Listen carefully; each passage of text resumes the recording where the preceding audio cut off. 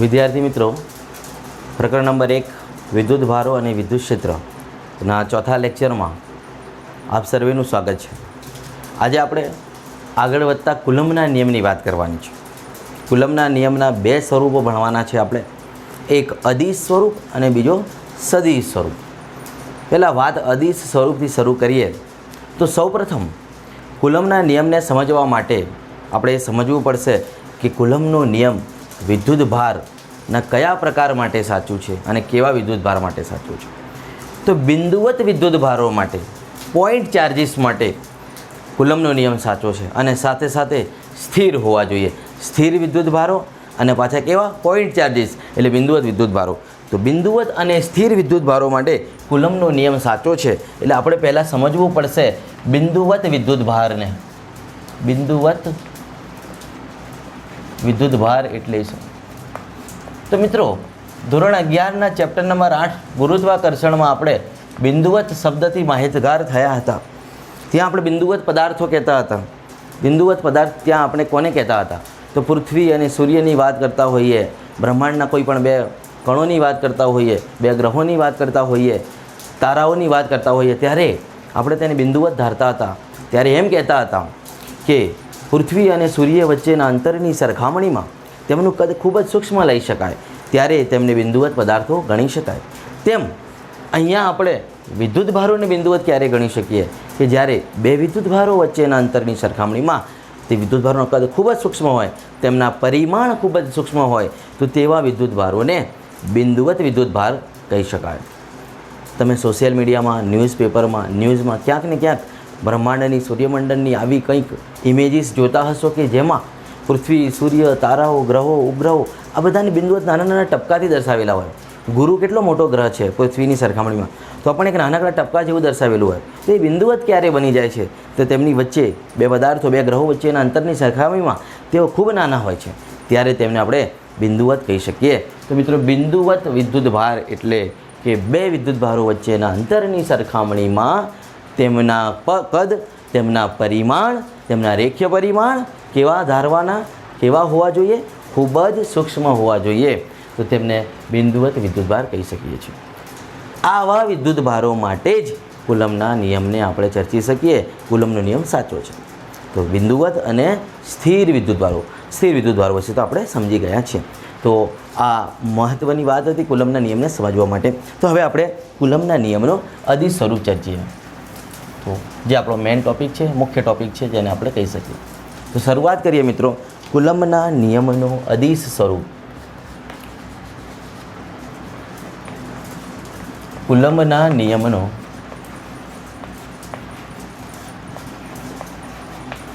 અદિશ સ્વરૂપ, અથવા તો આ પ્રશ્ન એવી રીતના પણ પૂછાય છે કે સાબિત કરો કે બે વિદ્યુત ભારો વચ્ચે કોઈ માધ્યમમાં લાગતું વિદ્યુતીય બળ એ શૂન્યાવકાશમાં તેટલા જ અંતરે રહેલા બે વિદ્યુત ભારો વચ્ચે લાગતા બળના કેમાં ભાગનું હોય છે.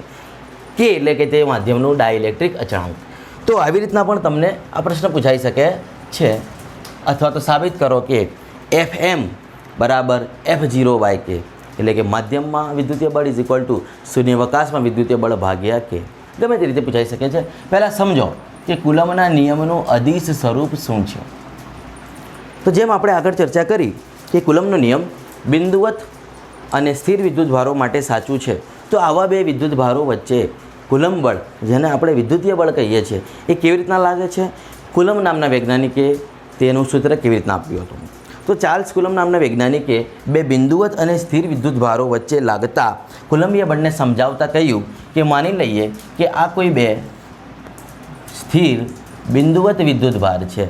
આ પહેલો વિદ્યુત ભાર છે Q1 અને તેનાથી R જેટલા અંતરે રહેલો કોઈ બીજો વિદ્યુત ભાર માની લઈએ આપણે R જેટલા અંતરે. અહીંયા કંઈક છે બીજો વિદ્યુત ભાર જે છે બિંદુવત વિદ્યુત ભાર જ છે બંને, એવું આપણે માની લેવું પડે કેમ કે બિંદુવત વિદ્યુત ભારો માટે સાચું છે. આ છે વિદ્યુત ભાર Q2. તેમની વચ્ચેનું અંતર R કેટલું છે? તેમની વચ્ચેનું અંતર R છે એવું આપણે ધારી લીધું છે. તો અંતર R માટે આપણે વાત કરવાની છે. બે વિદ્યુત ભારો બિંદુવત છે, પાછા સ્થિર છે.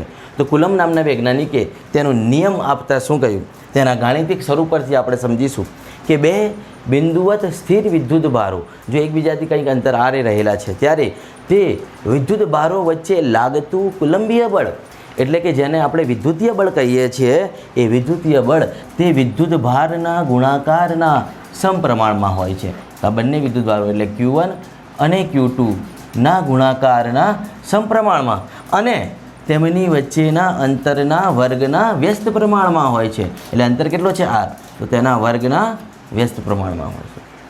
કુલમ નામના વૈજ્ઞાનિકે આ નિયમ આપ્યો બે બિંદુવત અને સ્થિર વિદ્યુત ભારો માટે જ્યારે તે એકબીજાથી કંઈક r અંતરે રહેલા હોય. અને શું કહ્યું કે બે બિંદુવત સ્થિર વિદ્યુત ભારો વચ્ચે લાગતું કુલંબીય બળ તે બંને વિદ્યુત ભારોના ગુણાકારના સમપ્રમાણમાં અને તેમની વચ્ચેના અંતરના વર્ગના વ્યસ્ત પ્રમાણમાં હોય છે. એટલે આપણે ફક્ત ગાણિતિક સ્વરૂપ યાદ રાખીશું. હવે આ બંનેને હું એક સાથે લખું તો કુલમનો નિયમ મળી જાય. તો F બરાબર અથવા તો F ચલે છે, પહેલાં આપણે ચલનનું ચિહ્ન રહેવા દઈએ તો F ચલે છે Q1 × Q2 divide by r². આ આપણે સંયુક્ત રીતે બંને પરિણામોને લખ્યા. આ છે કુલમના નિયમનો ગાણિતિક સ્વરૂપ ચલન સ્વરૂપે કે કુલંબીય બળ F એ વિદ્યુત ભારોના ગુણાકારના સમપ્રમાણમાં અને તેમની વચ્ચેના અંતરના વર્ગના વ્યસ્ત પ્રમાણમાં હોય છે. જો આપણે અહીં ચલન દૂર કરીએ તો સમપ્રમાણતાનો અચળાંક મૂકવો પડે તો તે આપણે લખીશું F બરાબર, જ્યારે આપણે સમપ્રમાણતાને દૂર કરીએ તો F બરાબર સમપ્રમાણતાનું અચળાંક જેને કુલમ અચળાંક કહેવામાં આવે છે, જેને કહેવામાં આવે છે K બરાબર F બરાબર K Q1 × Q2 divide by r². આ થઈ ગયો મિત્રો કુલમના નિયમનું ગાણિતિક સ્વરૂપ F બરાબર K Q1 × Q2 by r². સમીકરણ નંબર 1 જે કુલમના નિયમનું ગાણિતિક સ્વરૂપ છે. જ્યાં K શું છે તો આ જે K છે ને તે સમપ્રમાણતાનો અચળાંક છે. જ્યાં આ K છે એ સમપ્રમાણતાનો અચળાંક છે, જેને કુલમ અચળાંક પણ કહે છે. સમપ્રમાણતા અચળાંક અથવા તો કુલમનો અચળાંક પણ કહેવામાં આવે છે. તેનું મૂલ્ય કેટલું હોય, તેનું એકમ કેટલું હોય તો તેનું એકમ જે છે તે એકમ તમે અહીંયાથી સમજી શકો છો એકમને કે ભાઈ કેને સૂત્ર કરતાં બનાવો તો r² સામે જાય, F માટે ન્યૂટન, r² માટે મીટર સ્ક્વેર પર કુલમ × કુલમ છેદમાં આવે તો કુલમ સ્ક્વેર. જાતે વિચારજો, આવડી જશે. તો એકમ થઈ જાય ન્યૂટન મીટર સ્ક્વેર પર કુલમ સ્ક્વેર. આ કોનું એકમ થયું? કેનું. તેનું પારિમાણિક સૂત્ર બનાવી લો જાતે. પારિમાણિક સૂત્ર હવે તમને બનાવતા આવડવા જોઈએ. તો શું હોય પારિમાણિક સૂત્ર? ન્યૂટન માટે આપણે લખી શકીએ m1 L1 T-2, metre square માટે L2 છેદમાં કુલમ સ્ક્વેર છે. કુલમનું પારિમાણિક સૂત્ર યાદ રાખવાનું કીધું હતું હું લાસ્ટ લેક્ચરમાં. કુલમ માટે લખતા હતા A1 T1 પણ અહીંયા વર્ગ છે એટલે A2 T2. એટલે હવે બનાવી લો તો પારિમાણિક સૂત્ર થઈ જશે તમારું. તો કે ભાઈ m1 Lની 1 અને 2 3 થાય, L3 Tની -2 ઉપર આવે +2 એટલે -2 થાય, એટલે -2 અને આ -2 -4 થશે એટલે કે T -4 અને Aની ઉપર આવશે તો -2. આવું આપણને પારિમાણિક સૂત્ર બનાવતા આવડવું જોઈએ. તો આ જે છે કે સમપ્રમાણતાનું અચળાંક જેને આપણે કુલમ અચળાંક પણ કહીએ છીએ તેનો એકમ અને પારિમાણિક સૂત્ર છે. હવે તેના મૂલ્યોની વાત કરીએ તો MKSમાં એટલે કે SI એકમમાં તેનું મૂલ્ય શું હોય? MKS અથવા તો SIમાં તેનું મૂલ્ય શું હોય છે? તો MKSમાં તેનું મૂલ્ય છે 9 × 10⁹. 9 × 10⁹ એ ન્યૂટન મીટર સ્ક્વેર પર કુલમ સ્ક્વેર એકમમાં આવે. MKS અથવા તો SI એકમ પદ્ધતિમાં તેનું મૂલ્ય છે 9 × 10⁹. જ્યારે CGSમાં આપણે તેને CGSમાં Kનું મૂલ્ય આપણે લઈએ છીએ 1. K = શું લઈએ છીએ? 1. યાદ રાખવાનું. કોઈ CGS એકમ પદ્ધતિને ફોલો કરી અને તમે દાખલો કે MCQ ગણતા હોવ તો K = 1 લેવાનું હોય છે તે CGS એકમમાં આવો બરાબર, જે તમારે ન્યૂટન મીટર સ્ક્વેર પર કુલમ સ્ક્વેરથી બનાવી શકો. તો મિત્રો આ છે Kની વાત, સમપ્રમાણતાનો અચળાંક અથવા તો કુલંબીય અચળાંક જેને કહે છે. પરંતુ વિદ્યુતને લગતી ઘણી બધી વાતો, ઘણા બધા સૂત્રો, ઘણા બધા કોયડાઓને સરળતાથી સોલ્વ કરવા માટે, સરળ રીતે તેને સાબિતી આપવા માટે આ Kની જગ્યા પર આપણે ઘણી વખત શું લેતા હોઈએ છીએ? તો આપણે Kની જગ્યા પર 1/4πε0 લેતા હોઈએ છીએ. યાદ રાખવાનું કે ઇઝ ઇક્વલ ટુ 1/4πε0. વિદ્યુતને લગતા કોયડાઓને સરળતાથી સોલ્વ કરવા માટે આપણે કેની કિંમત કે બરાબર 1/4πε0 લેતા હોઈએ છીએ. તો આ જે સમીકરણ એક આપણને કુલમ્બનો નિયમ મળ્યો છે તેમાં હવે હું કેની કિંમત આ મૂકી દઉં કે બરાબર 1/4πε0. તો પણ એને આપણે એક કુલમ્બના નિયમનો બીજો સ્વરૂપ કહી શકીએ. તો જુઓ કેવી રીતના એ સૂત્ર આપણે લખી શકીએ. તો સમીકરણ એક પરથી આપણે શું લખી શકીએ? કેની જગ્યા પર 1/4πε0 કિંમત મૂકી દો તો આપણને સૂત્ર મળશે એફ બરાબર કેની જગ્યા પર 1/4πε0 Q1 Q2 અપન R² એમના એમ Q1 × Q2 બાય R². આ સમીકરણ 2 કહીએ આપણે. તો આ થયો કુલમ્બના નિયમના ગાણિતિક સ્વરૂપનું દ્વિતીય સ્વરૂપ. કેની જગ્યા પર 1/4πε0 મૂકીએ. બંને એક જ છે, કોઈ ખાસ ફરક છે નહીં. કેનું આપણે કંઈક સૂત્ર મૂક્યું છે, બંને કુલમ્બના નિયમના ગાણિતિક સ્વરૂપ તરીકે જ આપણે સ્વીકારી શકીએ છીએ. હા, અહીં એક ટર્મ નવી આવી છે ε0. કે બરાબર 1/4πε0માં આ જે નવી ટર્મ આવી છે ε0 એ શું છે? તો આ ε0 જે છે તે લખવું પડે, જ્યાં ε0 જે છે તે શૂન્યાવકાશની પરમિટિવિટી છે. પરમિટિવિટી ઓફ ઝીરો સ્પેસ, શૂન્યાવકાશની પરમિટિવિટી, શૂન્યાવકાશની પરમિટિવિટી જેને આપણે કહેતા હોઈએ છીએ અથવા પરાવૈદ્યુતાંક પણ તેને કહીએ છીએ. તો શૂન્યાવકાશની પરમિટિવિટીનું મૂલ્ય શું છે અથવા એનું કામ શું છે, તેનું એકમ અને પારિમાણિક સૂત્ર શું છે? તો તેનું મૂલ્ય છે ε0 બરાબર 8.85 ગુણ્યા 10⁻12. 8.85 ગુણ્યા 10⁻12 MKSમાં મૂલ્ય છે. અને એકમ આ કેનો વ્યસ્ત છે, જુઓ 1/ε0, કારણ કે 4π તો કોન્સ્ટન્ટ છે. તો કેનો જે એકમ હતો એનો વ્યસ્ત એકમ લખવાનો, coulomb square per newton metre square. Coulomb square per newton metre square આવડવું જ જોઈએ. કેનો એકમ આવડે તો ε0નું એકમ આવડવું જ જોઈએ. કેનો પારિમાણિક સૂત્ર આવડે તો પેલાનું પારિમાણિક સૂત્ર આવડવું જોઈએ. વ્યસ્ત થઈ જાય એટલે અહીંયા જે પ્લસ હતા તે હવે માઇનસ થઈ જશે. તો તેનું એકમ આપણને મળી ગયું, તો પારિમાણિક સૂત્ર પણ મળી જશે.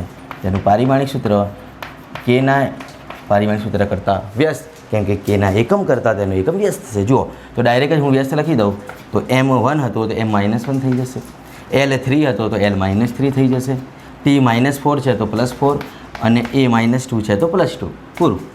બંને એક સાથે તૈયાર થઈ જાય કે ભાઈ ε0 એટલે શૂન્યાવકાશની પરમિટિવિટી અથવા પરાવૈદ્યુતાંક, તેનું મૂલ્ય છે MKSમાં 8.85 અથવા તો 8.852 ગુણ્યા 10⁻12 coulomb square per newton metre square. આ એકમ જોઈ શકો છો કેના એકમ કરતાં બિલકુલ વ્યસ્ત છે, કેમ કે કે બરાબર 1/4πε0માં 4π કોન્સ્ટન્ટ એટલે કે તે વ્યસ્ત જ થયું. એટલે આપણે એનું એકમ અને પારિમાણિક સૂત્ર કેના એકમ અને પારિમાણિક સૂત્ર પરથી લખી શકીએ છીએ સરળતાથી. બરાબર છે. તો આ પરમિટિવિટીનું કામ એ શું હોય છે? તો પરમિટિવિટી જે છે જે તે માધ્યમમાં શું કરે છે? It permits it's on field, એટલે કે જે માધ્યમ છે તેમાં બે વિદ્યુત ભારો વચ્ચેની જે ઇન્ટરેક્શન, જે વિદ્યુતીય બળ લાગે છે તેને કંઈક તે મંજૂરી આપે છે, પરમિશન આપે છે કેટલા પ્રમાણમાં લાગવું, એટલે એને પરમિટિવિટી કહેવામાં આવે છે. તો મિત્રો હવે માની લઈએ કે આ બંને વિદ્યુત ભારોને આપણે શૂન્યાવકાશમાં એકબીજાથી આ અંતરે મૂક્યા હતા, ત્યારે તેમને વચ્ચે લાગતું કુલંબીય બળ આ હતું અને એના ઉપરથી આપણે આ પણ લખી શકીએ કે એની કિંમત મૂકીને. હવે જો આ બંને વિદ્યુત ભારોને એટલા જ અંતરે કોઈ માધ્યમમાં મૂકવામાં આવે, એની માધ્યમ, હવાનું માધ્યમ, પાણીનું માધ્યમ, ગમે તે માધ્યમ, તો હવે કોઈ માધ્યમ માટે આપણે જો એની વાત કરવી હોય, કોઈ માધ્યમ માટે, હવે કોઈ માધ્યમ માટે બંને વિદ્યુત ભારોની વાત કરીએ, કોઈ માધ્યમ માટે જો આપણે બંને વિદ્યુત ભારો વચ્ચે લાગતા કુલંબીય બળની વાત કરવી હોય તો સમીકરણ 2થી આપણે કેવી રીતના સમીકરણને લખી શકીએ? સમીકરણ 1 એ જ સમીકરણ 2 છે, ફક્ત કેની કિંમત મૂકી છે. હવે કોઈ માધ્યમ માટે વાત કરીશ તો સમીકરણ 2 હું કેવી રીતના લખી શકીશ સમજો. સમીકરણ 2 પરથી કુલંબ બળ કેટલું મળે અથવા તો ત્યાં કુલંબનો નિયમ શું હોય?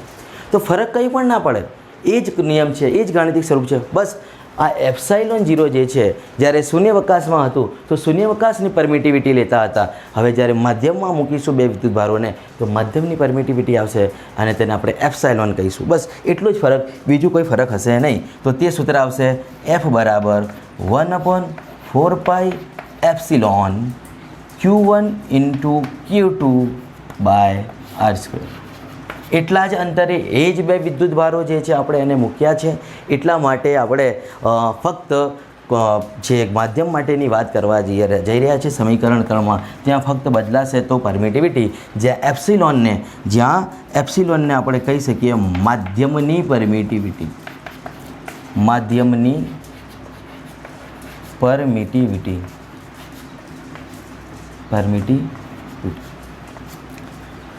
બસ કોઈ પણ બે વિદ્યુતભારોને કોઈ અલગ માધ્યમમાં આપણે મૂક્યા છે ત્યારે લાગતું કુલંબ બળનું આ સમીકરણ. આ કુલંબ બળનું અધિક સ્વરૂપ છે. સમજો કુલંબ બળનું આપણે શું નામ આપ્યું કે કેવી રીતે નિયમ આપ્યું, તો બે બિંદુવત વિદ્યુતભારો વચ્ચે લાગે છે, સ્થિર વિદ્યુતભારો વચ્ચે લાગે છે. તેનું ગાણિતિક સ્વરૂપ શું છે, તો એ બળ એ વિદ્યુતભારોના ગુણાકારના સમપ્રમાણમાં, અંતરના વર્ગના વ્યસ્ત પ્રમાણમાં. સંયુક્ત રીતે લખીએ તો F is proportional two Q1 Q2 અપન r². હવે સમપ્રમાણતાનું અચળાંક મૂકીએ તો F બરાબર K Q1 Q2 અપન r². આ K શું છે, તો કે ભાઈ સમપ્રમાણતાનો અચળાંક અથવા તો કુલંબ અચળાંક. તે કોના ઉપર આધાર રાખે છે, તો એ માધ્યમની જાત કયા માધ્યમમાં છે, શૂન્યાવકાશમાં છે, કોઈ બીજા માધ્યમમાં છે, અને બીજું એકમ પદ્ધતિ, કેમ કે એકમ પદ્ધતિ પ્રમાણે તેના મૂલ્ય જુદા છે. આ પૂછી શકાય એમ છે કે મારે યાદ રાખજો. કેનો એકમ છે ન્યૂટન મીટર સ્ક્વેર પર કુલંબ સ્ક્વેર. પારિમાણિક સૂત્ર એકમ પરથી બનાવતા હું શીખવાડી દીધું. MKSમાં મૂલ્ય 9 × 10⁹ ન્યૂટન મીટર સ્ક્વેર પર કુલંબ સ્ક્વેર, અને CGSમાં K બરાબર 1 હોય છે. આ Kની જગ્યા પર આપણે વિદ્યુતને લગતા ઘણા કોયડાઓને સોલ્વ કરવા માટે શું મૂકીએ છીએ, K બરાબર 1/4πε0, જે આપણે સ્વીકારવાનું છે. સમીકરણ 1માં હું એ કિંમત મૂકું તો F બરાબર 1/4πε0 Q1 Q2 અપોન r². આ પણ કુલંબના નિયમનું ગાણિતિક સ્વરૂપ કહી શકાય.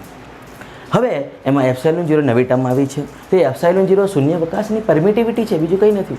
તો શૂન્યાવકાશની પરમિટિવિટી અથવા પરાવિદ્યુત આંક પણ જેને કહે છે, અને એની કિંમત MKSમાં ε0 બરાબર 8.85 × 10⁻12 coulomb square per newton metre square. એકમ તેનો Kના એકમ કરતાં વ્યસ્ત હોય, કારણ કે તે Kનો વ્યસ્ત છે. જુઓ 4π તો કોન્સ્ટન્ટ વસ્તુ છે એટલે કે વ્યસ્ત કહેવાય. ઓકે, તેનું પારિમાણિક સૂત્ર તેના પારિમાણિક સૂત્રથી વ્યસ્ત, Kના પારિમાણિક સૂત્રથી વ્યસ્ત. સિમ્પલ. હવે આ બંને વિદ્યુતભારો કે જે શૂન્યાવકાશમાં આપણે વિચાર્યા હતા, તે બંનેને હવે શૂન્યાવકાશમાં મૂકતા આ ગાણિતિક સ્વરૂપ બનાવ્યું હતું. આ બંને વિદ્યુતભારોને હવે હું કોઈ માધ્યમમાં મૂકું છું, એની મીડિયમ, હવામાં મૂકો, પાણીમાં, ગમે તે માધ્યમમાં મૂકો, તો જે સમીકરણ મળે સમીકરણ 2 પરથી ફક્ત ε0ની જગ્યા પર એપ્સાઇલોન આવે, બીજું કંઈ ફરક પડતો નથી. તો હવે સમીકરણ 2 અને 3નો જો આપણે ગુણોત્તર લઈએ તો સમજો, સમીકરણ 2/3 કરતાં શું થશે, સમજો. સમીકરણ 2/3 કરતાં શું થશે, આટલાનું પહેલાં તમે સ્ક્રીનશોટ લઈ લો એટલે તમને લખતા ભાવે. હા, તો આપણે આગળ વધીએ. સમીકરણ 2 અને 3નો ગુણોત્તર લેતા શું થશે સમજો, કેમ કે આપણે પ્રશ્નને બે રીતે લખાવ્યું છે આગળ કે કઈ રીતના પૂછાય છે. અધિક સ્વરૂપ તો પૂરું થઈ ગયું, પરંતુ જે બીજો ભાગ હું બોલ્યો હતો કે બે વિદ્યુતભારો જ્યારે શૂન્યાવકાશમાં હોય ત્યારે જે બળ લાગે અને માધ્યમમાં હોય ત્યારે જે બળ લાગે, તે વચ્ચેનો સંબંધ આપણને મેળવવાનો કીધો છે. તે સંબંધ આવી રીતના મેળવીશું. સમીકરણ 2/3 કરીશું તો શું મળશે, જુઓ. સમીકરણ 2 છે F અને 3 છે માધ્યમમાં, એને હું નામ આપી દઉં FM. સરખા ના થઈ જાય ને, આ શૂન્યાવકાશમાં F અને માધ્યમમાં FM આપણે નામ આપી દઈએ. સ્ક્રીનશોટમાં M રહી ગયો હોય તો લખી લેજો, FM મીડિયમમાં ફોર્સ, બરાબર છે. હવે હું બંનેનો ગુણોત્તર લઉં છું તો જુઓ શું થશે, F/FM, F/FM બંનેનો ગુણોત્તર લઈ લીધો તો જવાબ તો સિમ્પલ છે ને.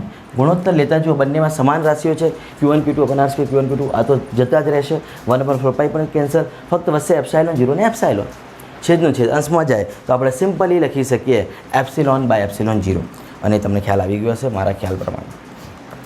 આટલો જવાબ F/FM બરાબર ε/ε0, જેને સાપેક્ષ પરમિટિવિટી કહે છે, જેને સાપેક્ષ પરમિટિવિટી કહે છે. સાપેક્ષ પરમિટિવિટી એટલે રિલેટિવ પરમિટિવિટી εr, જે પરમિટિવિટી ઓફ મીડિયમ અને પરમિટિવિટી ઓફ ઝીરો સ્પેસનો ગુણોત્તર છે. માધ્યમની પરમિટિવિટી અને શૂન્યાવકાશની પરમિટિવિટીના ગુણોત્તરને રિલેટિવ પરમિટિવિટી એટલે કે સાપેક્ષ પરમિટિવિટી કહે છે. યાદ રાખવાનું.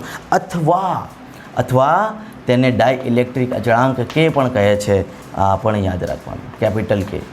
આ K અલગ હતો, અહીંયા જે Kનો આપણે અભ્યાસ કર્યો તે અચળાંક છે, અને આ K ડાયઇલેક્ટ્રિક અચળાંક છે. એ વસ્તુ અલગ છે, બંને વસ્તુ અલગ છે. આ રિલેટિવ પરમિટિવિટી અને આ કુલંબ અચળાંક બંને અલગ છે, બરાબર. તો અહીંયાથી આપણે પરમિટિવિટી, સાપેક્ષ પરમિટિવિટી અને ડાયઇલેક્ટ્રિક અચળાંક એનો અભ્યાસ કર્યો. સાપેક્ષ પરમિટિવિટી એ જ ડાઇલેક્ટ્રિક અચળાંક. આને કોઈ એકમ કે પરિમાણ ના હોય, કેમ કે તે બે સરખી રાશિઓનો ગુણોત્તર છે. આ પણ પરમિટિવિટી, આ પણ પરમિટિવિટી, એટલે આને કોઈ એકમ કે પરિમાણ હોતું નથી. યાદ રાખવાનું, એકમ અને પરિમાણ રહિત હોય છે. કોણ? સાપેક્ષ પરમિટિવિટી, રિલેટિવ પરમિટિવિટી. ઓકે, તો આ સમીકરણ પરથી આપણને સંબંધ મળશે. કેવી રીતના જુઓ તો F/Fm બરાબર આપણે શું લખી શકીએ? કે અથવા તો એપ્સિલોન આર, પણ આપણે કે સાથેનો ડાઇલેક્ટ્રિક અચળાંક સાથેનો સંબંધ મેળવવો છે. તો F/Fm બરાબર કે. તો આ સંબંધને હું આમ પણ લખી શકું ને. જુઓ, મારે તો માધ્યમમાં બળ શોધવો છે, તો આને સૂત્ર કરતાં બનાવું તો કે છેદમાં જતો રહે. તો Fm બરાબર આ ખાસ સંબંધ કામ લાગવાનું છે દાખલાઓમાં. Fm બરાબર F/K. આ જે સંબંધ મળ્યો એ જ આપણી થિયરી જે અથવા કરીને આપણે લખી હતી એ છે કે માધ્યમમાં વિદ્યુતીય બળ એ શૂન્યાવકાશમાં વિદ્યુતીય બળના કેમાં ભાગનું હોય છે. એટલે જે તે માધ્યમનો આ ડાઇલેક્ટ્રિક અચળાંક છે, કે તમે હવામાં મૂકો, તમે પાણીમાં મૂકો, અવાહક મૂકો, વાહક મૂકો, ગમે તે, તો એ માધ્યમનો જે ડાઇલેક્ટ્રિક અચળાંક હોય તેટલા ભાગનો થઈ જાય માધ્યમમાં બળ. ખ્યાલ આવે છે? તો આ આપણે જે ઓપ્શન કરીને પ્રશ્ન લખ્યો છે તેના સુધીની આ સાબિતી છે. જ્યાં કે જે છે એ ડાઇલેક્ટ્રિક અચળાંક છે, જ્યાં આ કે જે છે એ આ કુલમ અચળાંક છે, આ કે ડાઇલેક્ટ્રિક અચળાંક છે. બંને વચ્ચેનો ફરક સમજો. ડાઇલેક્ટ્રિક કોન્સ્ટન્ટ અથવા અચળાંક એનું મૂલ્ય જુદા જુદા માધ્યમો માટે જુદું જુદું છે. હવા માટે કેટલું હોય? હવા માટે કેનું મૂલ્ય હોય કે બરાબર 1.0006 ઇઝ એપ્રોક્સિમેટલી 1 છે. અને શૂન્યાવકાશ માટે ડાઇલેક્ટ્રિક અચળાંક કેનું મૂલ્ય 1 છે. એટલે હવા હોય કે શૂન્યાવકાશ હોય સરખું છે એવું યાદ રાખવાનું. કેમ કે જુઓ અહીં પણ 1.0006 અથવા 006 છે, એટલે કે 1. અને શૂન્યાવકાશ માટે પણ 1, એટલે હવા હોય કે શૂન્યાવકાશ હોય ડાઇલેક્ટ્રિક અચળાંકનું મૂલ્ય કે બરાબર 1 થાય છે. હા, પણ અવાહક માટે કેટલું છે? અવાહક માટે કે ઇઝ ગ્રેટર દેન 1 આવે છે. યાદ રાખવાનું, આ બધા MCQમાં પૂછાઈ શકે. અને સુવાહક માટે, સુવાહક પદાર્થો માટે કેનું મૂલ્ય ઇઝ ઇક્વલ ટુ ઇન્ફાનાઇટ. આ બધી વસ્તુઓ MCQ વગેરે દાખલાઓમાં કામ લાગવાની છે મિત્રો. એટલે યાદ રાખવાનું કે ડાઇલેક્ટ્રિક અચળાંક કે જેને આપણે સાપેક્ષ પરમિટિવિટી કહીએ છીએ, એપ્સિલોન આર જે માધ્યમની પરમિટિવિટી અને એપ્સાઇલોન 0 એટલે કે શૂન્યાવકાશની પરમિટિવિટીનો ગુણોત્તર છે, જેને સાપેક્ષ પરમિટિવિટી અથવા તો ડાઇલેક્ટ્રિક અચળાંક કહે છે. તે ડાઇલેક્ટ્રિક અચળાંકના જુદા જુદા માધ્યમમાં મૂલ્યો જુદા જુદા હોય છે. હવા અને શૂન્યાવકાશ માટે 1 યાદ રાખવાનું, અવાહકો માટે ગ્રેટર દેન 1 અને સુવાહક માટે ઇન્ફાનાઇટ હોય છે. તો અહીંયા આપણે શું સાબિત કર્યું? આ મહત્વનું સૂત્ર Fm બરાબર F/K. યાદ રાખવાનું કે માધ્યમમાં વિદ્યુતીય બળ, બે વિદ્યુતભારો વચ્ચે લાગતું વિદ્યુતીય બળ એ શૂન્યાવકાશમાં લાગતા તેટલા જ અંતરે રહેલા હોવા જોઈએ. શૂન્યાવકાશમાં લાગતા વિદ્યુતીય બળના કેમાં ભાગનું હોય છે. આ થિયરી આપણે અહીંયા પૂર્ણ કરી કહેવાય, સાબિત કરી કહેવાય કે કુલમના નિયમનો અદિશ સ્વરૂપ શું છે. તો જે આપણે ગાણિતિક સ્વરૂપ મેળવ્યો હતો તે જ અદિશ સ્વરૂપ છે કુલમના નિયમનું. અને તેના ઉપરથી આપણે એ પણ સાબિત કર્યું કે બે વિદ્યુતભારો વચ્ચે લાગતું વિદ્યુતીય બળ જો શૂન્યાવકાશમાં કેટલું છે એ આપણે મેળવી લો, અને તેટલા જ અંતરે કોઈ માધ્યમમાં આપણે મૂકો તે બંને વિદ્યુતભારોને, અને જે બળ લાગે તે શૂન્યાવકાશમાં લાગતા બળના કેમાં ભાગનું હોય, જ્યાં કે જે તે માધ્યમનું ડાઇલેક્ટ્રિક અચળાંક હોય. એ પછી ગમે તે માધ્યમ હોઈ શકે છે. એટલે આવી રીતના આપણે કોઈ પણ બે વિદ્યુતભારો વચ્ચે લાગતા બળને ન્યાય આપી શકશું. એવા MCQ દાખલા આપણે ગણવાના છે. ત્યાં આપણે અભ્યાસ કરીશું કે Fm બરાબર F/K સૂત્રનો ઉપયોગ શું છે. તો આ હતો કુલમના નિયમનો અદિશ સ્વરૂપ. તમે તેનો સ્ક્રીનશોટ લઈ લો.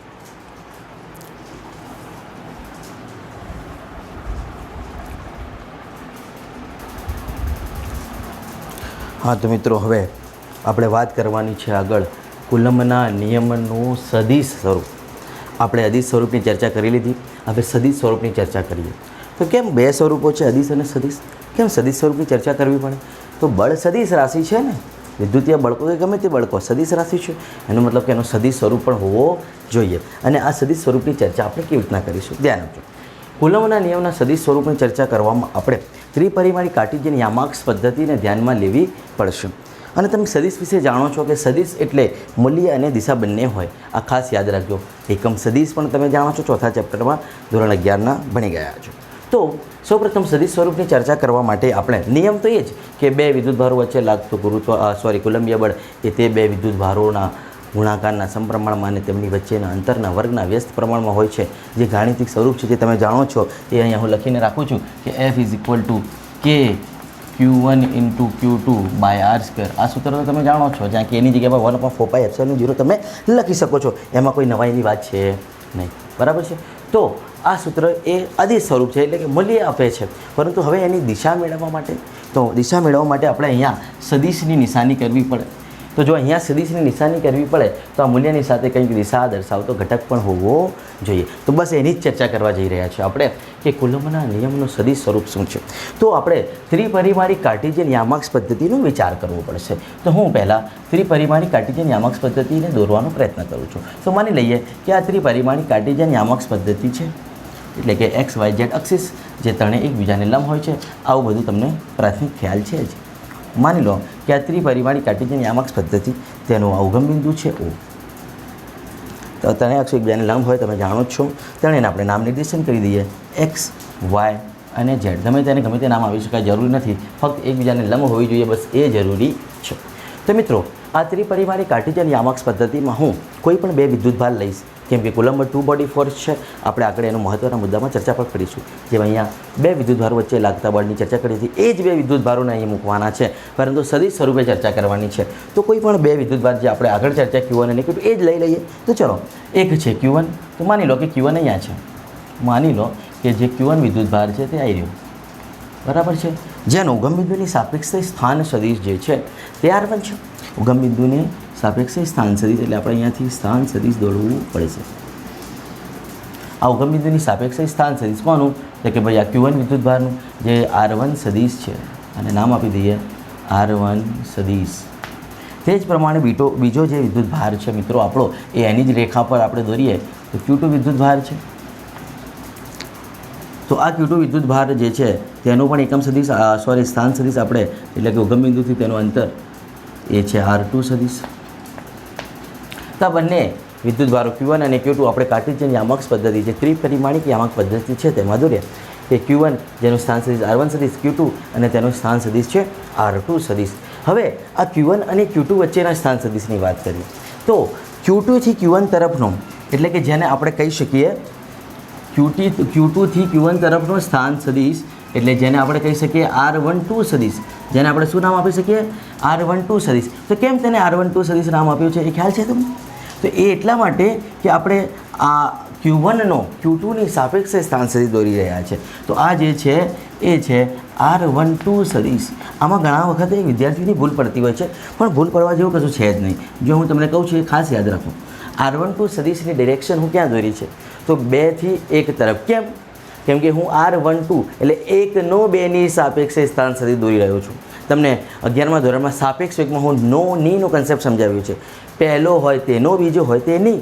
તો પહેલાનો બીજાની સાપેક્ષે સ્થાન સદિશ. તો જેનો હોય એની તરફ દોરવો પડે ને. તો કોનો છે? પહેલાનો. તો પહેલાની તરફ. કોનાથી? તો બીજાથી. બેની સાપેક્ષ હોય તેનાથી. યાદ રાખવાનું, R12 સદિશ એટલે કે પહેલાનો છે કોની સાપેક્ષે? બીજાની સાપેક્ષે સ્થાન સદિશ છે, એટલે R12 સદિશ જેને કહી શકીએ. એમ જો આપણે બીજાની વાત કરવી હોય તો બીજાનો પહેલાની સાપેક્ષે તો આવી રીતના દોરવું પડે.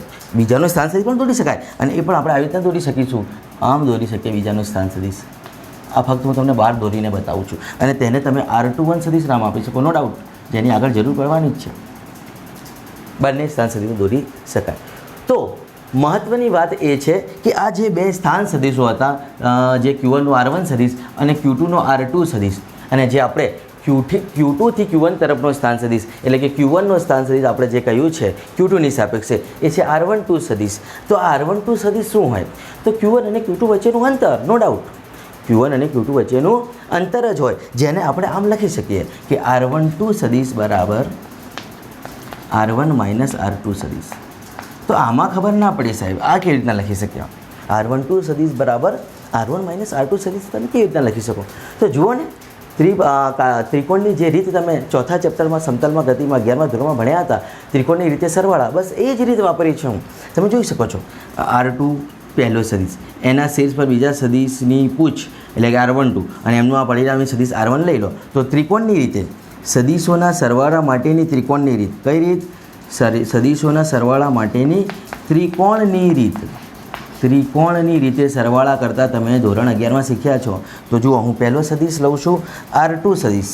R2 સદિશ છે, તેના શીર્ષ પર બીજા સદિશની પૂછ. તો બીજો સદિશ કયો છે? તો પ્લસ R12 સદિશ છે. અને એ બંનેનો પરિણામી સદિશ એટલે કે આ જે મળે છે R1, આ બંનેનો પરિણામી એટલે કે આના પૂછથી પહેલાંનો શીર્ષ જોડવાનો હોય, જે ત્રિકોણની રીતનો નિયમ છે. તો જવાબ બનશે R1 સદિશ. તો આના ઉપરથી આપણે R12ની કિંમત મેળવી શકીએ કે R12 સદિશ બરાબર, જોઈ શકો છો, હું સામે લઈ જાઉં તો લખી શકો R1 સદિશ માઇનસ R2 સદિશ, એટલે કે R12 ને R1 માઇનસ R2 લખવું યોગ્ય છે. સદિશોના સરવાળા માટેની ત્રિકોણની રીત પરથી આપણે આવી રીતે લખી શકીએ છીએ.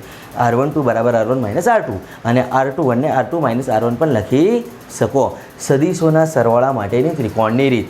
અહીંયા જે મુખ્ય આપણે વાત કરવાની છે એ કઈ વાત કરવાની છે?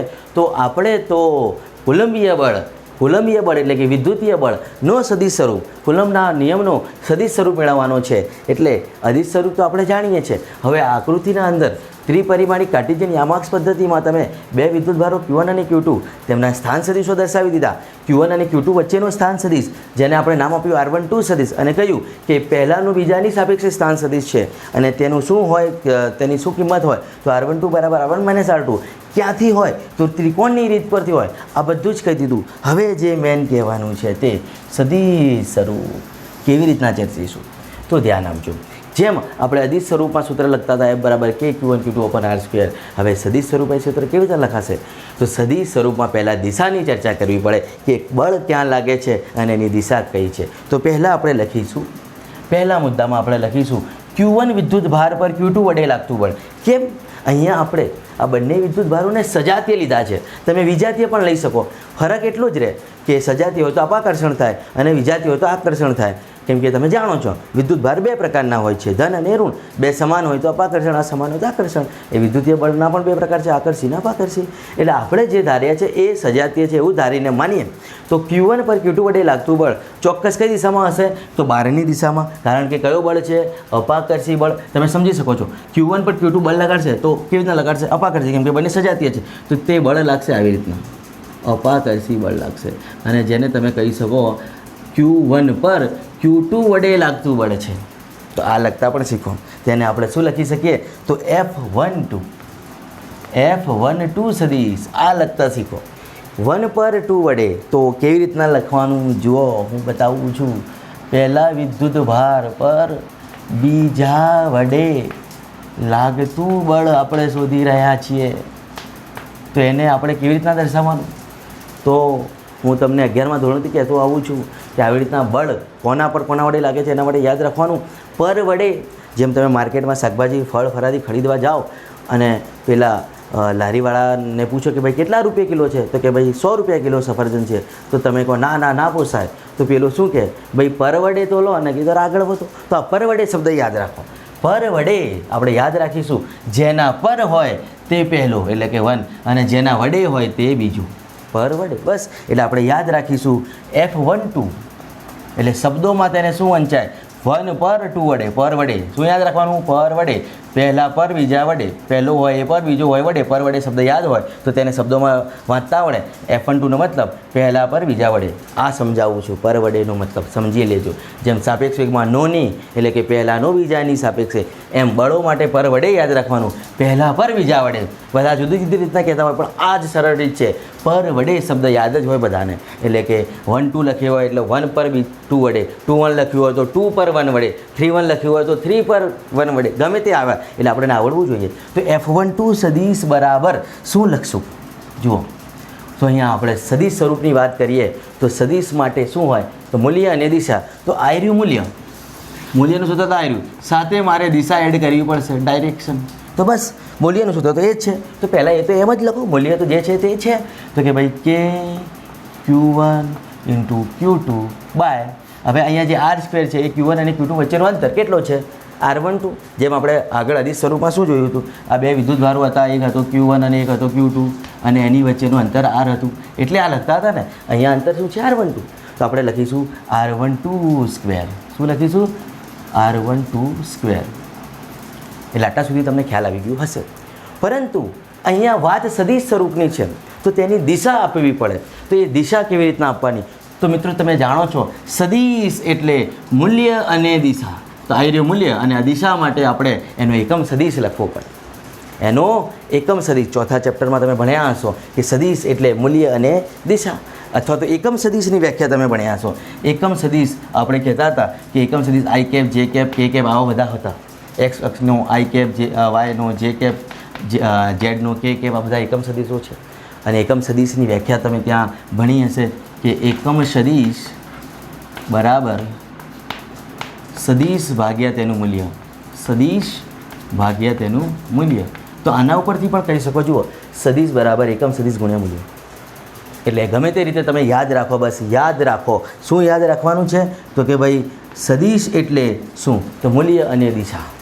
તો અહીંયા મૂલ્ય તો મળી ગયું, હવે એની દિશા શું? તો એનો એકમ સદિશ હોવો જોઈએ. તો ઇન્ટુ એકમ સદિશ એટલે ક્યાંથી લખવાનું? તો આ બંને વચ્ચેનો એકમ સદિશ, બે વિદ્યુત ભારો વચ્ચેનો એકમ સદિશ શું આપણે લીધું છે? R12 સદિશ. કેમ કે બળ કયું છે? 1 2, પહેલા પર બીજા વડે, એટલે પહેલાનો બીજાની સાપેક્ષે સ્થાન સદિશ લેવો પડે. તો અહીં 1 2, તો અહીં પણ 1 2, એવું યાદ રાખો. R12 કેપ, કેપ એટલે એકમ સદિશ, કેરેટ જેને તમે કહો છો, બરાબર. તો આ થઈ ગયું સદિશ સ્વરૂપે રજૂઆત. આ શું થઈ ગઈ? સદિશ સ્વરૂપે રજૂઆત. F12 સદિશ બરાબર KQ1 Q2 upon R12 square into R12 cap. આ રહ્યું મૂલ્ય અને આ રહી દિશા, કેમ કે સદિશ એટલે મૂલ્ય અને દિશા, બરાબર છે. જ્યાં જે મહત્ત્વની વસ્તુ હતી આ એકમ સદિશ, જે તમારા માટે અહીંયા સહેજ નવો છે. તો R12 કેપ શું હોય? તો એ તમે ચોથા ચેપ્ટરમાં ભણી ગયા છો ધોરણ 11ના, કે સદિશ ભાગ્યા તેનું મૂલ્ય. તો અહીંયા R12 એકમ સદિશ છે, તો R12 સદિશ અને ભાગ્યા તેનું મૂલ્ય, એટલે કે R12 સદિશનો મોડ. આવી રીતના લખો, અથવા તો મોડ ના લખો તો સદિશ લખવાનું નહીં. એટલે આવી રીતના પણ લખી શકાય. કેવી રીતના? તો કે ભાઈ R12 ઓનલી, ઉપર સદિશની નિશાની હોવી જોઈએ નહીં. સદિશની નિશાની હોય તો મૂલ્ય માટે મોડ કરવો પડે. તો આ છે એકમ સદિશ. તો એની કિંમત ઉપર મૂકી દઈએ. તો કેવી રીતના લખી શકાય? જુઓ, તો F12 સદિશ બરાબર કેની જગ્યા પર 1/4πε0 લખો તો પણ ચાલે, ઘણી બુકોમાં લખેલું છે. ના લખો તો પણ ચાલે, બરાબર. તો કે Q1 into Q2 divide by R12 square into આપણે શું લખી શકીએ? R12 કેપની જગ્યા પર R12 સદિશ બાય R12, કેમ કે એકમ સદિશના આ સૂત્ર છે ને. પાછું R12 જુઓ અહીંયા, R1 માઇનસ R2, તો ડાયરેક્ટ હું કિંમત મૂકું છું, સમજજો. R12ની જગ્યા પર R1 સદિશ માઇનસ R2 સદિશ, છેદમાં R12 આવશે, એ R12 સાથે મળી જશે, એટલે R12 ક્યુબ થઈ જશે. ડાયરેક્ટ લખું છું, સમજો, બરાબર છે. તો આ થઈ ગયું સમીકરણ નંબર 1. એક જ આવ્યું ને? હા, આ થઈ ગયું સમીકરણ નંબર 1. કુલમ્બના નિયમના સદિશ સ્વરૂપ ને આવી રીતના આપણે ગાણિતિક સ્વરૂપે લખી શકીએ. પહેલા પર બીજા વડે, પર વડે 1 પર 2 વડે, વિદ્યુત ભાર 1 એટલે Q1 પર, વિદ્યુત ભાર 2 એટલે Q2 વડે લાગતું બળ KQ1 Q2 upon R12 cube into R1 સદિશ માઇનસ R2 સદિશ, જે આપણે અહીંયાથી મેળવ્યું છે. બસ આ સમજો. કેમ કે કુલમ્બના નિયમના સદિશ સ્વરૂપને બે રીતે પૂછે છે કે કુલમ્બના નિયમનું સદિશ સ્વરૂપ ચર્ચો, અથવા તો સાબિત કરો કે કુલમ્બના નિયમનું સદિશ સ્વરૂપ એ ન્યૂટનના ગતિના ત્રીજા નિયમનું પાલન કરે છે. એટલે હવે એ પાલન કરતાં પણ બતાવવાનું છે. આ પ્રશ્ન પૂછાય છે ઘણી વખત, એટલે યાદ રાખજો. તો આ જે સમીકરણ 1 મળ્યું એ તમને કોના માટે મળ્યું? પહેલા પર બીજા વડે લાગતા બળનો. તે જ પ્રમાણે બીજા પર પહેલા વડે પણ બળ લાગતો જ હોય ને, કેમ કે બંને વિદ્યુત ભારો છે સજાતીય. એટલે જેટલું આ અપાકર્ષી બળ આના ઉપર લગાડે છે એટલું જ આ એના ઉપર પણ લગાડતો હશે ને. તો હવે એની વાત કરીએ કે ભાઈ Q2 પર Q1 વડે બળ કેવી રીતના લાગતું હશે? Q2 પર એટલે આના પર કોના વડે? Q1 વડે. તો આ Q1 શું કરતો હશે? Q2 પર આવી રીતના બળ લગાડતો હશે. આમ અપાકર્ષી બળ લગાડે ને, કેમ કે બંને કેવા વિદ્યુત ભારો છે? સજાતીય. તો એ વિદ્યુત ભારની દિશા આવી રીતના હોય. કેમ સાહેબ આવી રીતના જ હોય? કારણ કે વિદ્યુતીય બળ એ કેન્દ્રીય બળ છે, એટલે તે બંને વિદ્યુત ભારોને જોડતી રેખાની દિશામાં જ લાગે, રેખા પર જ લાગે. તો અહીંયા જે બળ મળશે તે હશે બીજા પર પહેલા વડે લાગતો બળ. એટલે શું કરવાનું? પર વડે 2 1, બીજા પર પહેલા વડે, પર વડે યાદ રહેશે ને. હવે બીજા પર પહેલા વડે લાગતું બળ એટલે F21 સદિશ. તો હવે એને ગાણિતિક સ્વરૂપે લખવું હોય તો બીજા પર પહેલા વડે લાગતું બળ, તો સમીકરણ 1 પરથી ડાયરેક્ટ લખી શકાય. તો કેવી રીતના લખશું? જુઓ, તો એને લખશું આપણે F21 સદિશ બીજા પર પહેલા વડે લાગતું બળ, એટલે F21 બરાબર કે અહીં Q1 Q2 લખો કે Q2 Q1 લખો, કારણ કે અદિશનું કોઈ દિશા હોય ને એટલે વાંધો નહીં. 1 2 લખો કે 2 1 લખો એમનો કોઈ વાંધો હોતો નથી. એટલે હું 1 2 લખું કે 2 1 લખું કોઈ વાંધો છે નહીં. લો 2 1 લખું કે Q2 × Q1 ડિવાઈડ બાય અહીંયા R12 લખો કે R21 લખો કોઈ ફરક ના પડે, પણ આપણે R21 લખીએ લો તો R21 સ્ક્વેર ઇન્ટુ અહીંયા પણ એકમ સદિશ આવશે R12 હતો અહીંયા, કેમ કે 1 પર 2 વડે લાગતું બળ, એટલે કે પહેલાંનો બીજાની સાપેક્ષે સ્થાન સદિશ આ દર્શાવ્યું હતું. હવે બીજાનું પહેલાંની સાપેક્ષે સ્થાન સદિશ હું પહેલથી દર્શાવી દીધું છે, જો આમ હોય, બરાબર છે. એટલે હવે આ સ્થાન સદિશની વાત કરીશું, કેમ કે બીજા પર લાગતા બળની દિશા આ જ હોય, જો તેના સ્થાન સદિશની દિશામાં અપાકર્ષી બળ છે ને એટલા માટે. ઓકે, તો અહીંયા લખીશું R21 કેપ. બસ હવે આ જ પદ્ધતિને ફોલો કરવાની હોય, આ જ પદ્ધતિ R21 કેપને આપણે એકમ સદિશનું સૂત્ર વાપરીશું આમ તેમ. પણ જો અહીંયા જાણવા જેવી બાબત એ છે કે જુઓ હું શું કરું છું, F21 સદિશ બરાબર હવે R21ની કિંમત મૂકું તો એ અહીંયાથી જ તમે સમજી શકો છો, જેમ R12 છે એમ R21 હોય તો અહીંયા R21 અહીંયા R21 ફરક કંઈ પડે નહીં. તો હું ડાયરેક્ટ અહીંયા જે છે સમીકરણ 1 પરથી લખી શકું. તો સમીકરણ 1 પરથી હું ડાયરેક્ટ સૂત્ર લખું છું, ધ્યાન આપજો. તો કે